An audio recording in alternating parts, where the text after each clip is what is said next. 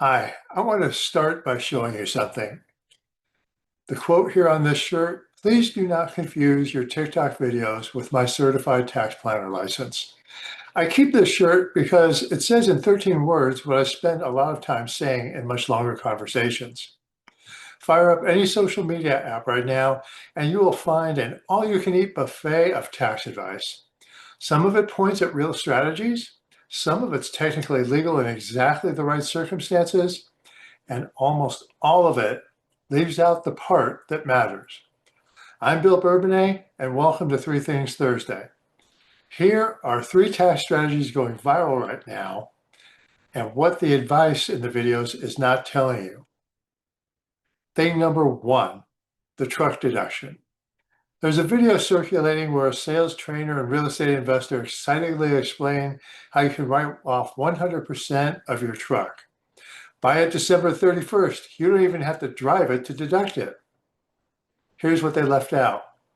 Section 179 and bonus depreciation are real. They allow you to deduct the cost of qualifying business assets, including vehicles, in the year you place them in service. These are legitimate tools and we use them. But 100% deduction requires 100% business use. If you drove the truck 0 miles for business this year, which is what you don't even have to drive it implies, you have zero business use.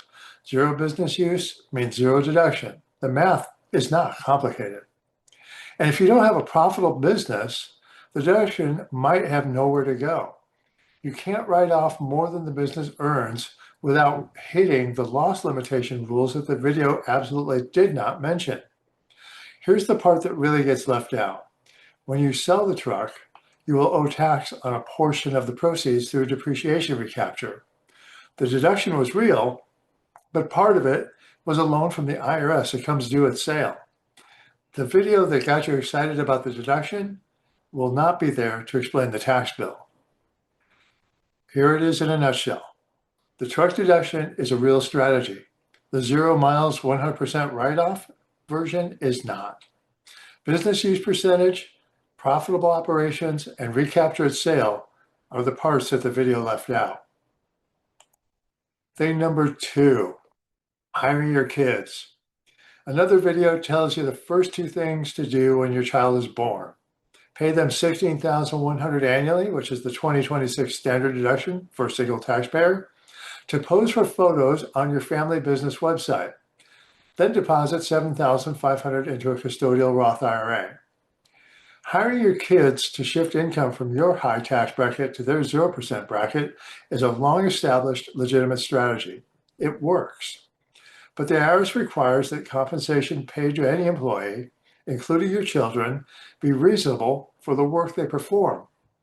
Who's to say those photos are worth $16,100 when you can license perfectly acceptable stock photos of smiling babies for less than the cost of a box of Pampers? How much cuter is your kid, really? The child needs to actually work in a real capacity appropriate for their age. The pay needs to be reasonable for the actual work performed, and you need to issue real paychecks and document it properly. And here's the one the video definitely did not mention. If you operate an S corporation, FICA taxes still apply to your children's wages. The payroll tax exemption for employing your kids applies to sole proprietorships and partnerships owned by both parents, not to S corporations. That changes the math. The last thing, the Roth contribution has to come from earned income. That works here, the wages qualify, but if the compensation isn't reasonable, the wages may not be deductible, and the whole strategy unravels. Here's the key takeaway. Hiring your kids is real. $16,100 to pose for photos requires reasonable compensation, real work, and real documentation. S corporations don't get the payroll tax exemption. You need to know the whole rule before you run the play. Thing number three. Here's the TikTok video that features a man sitting in a cream-colored Ferrari who made over $7 million that year and pays no taxes. The secret? Something called the Augusta Rule. Now, Section 280 Cap A, lowercase g, allows you to rent your home to your business for up to 14 days a year. If you stay under that threshold, the rental income you receive is tax-free to you personally. Your business deducts the rent as a business expense. Real strategy. We use it. Here's what the Ferrari video left out.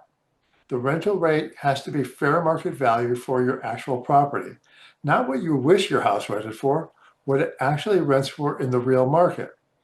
Unless you live in a property that genuinely commands tens of thousands of dollars per day in rental income, the Augusta rule saves you a few $1,000s a year at most. For most homeowners, that is real money and worth doing.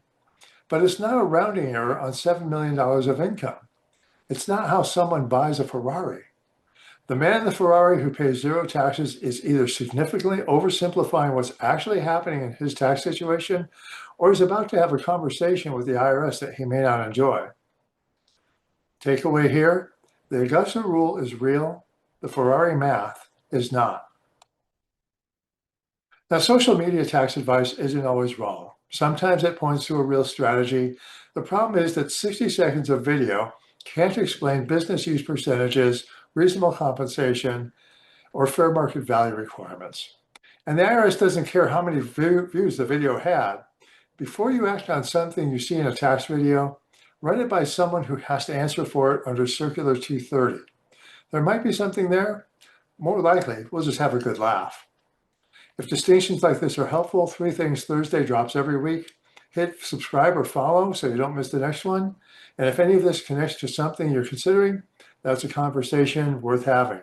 You can find us at bourbonnaistax.com. I'm Bill Bourbonnais. We'll see you next week.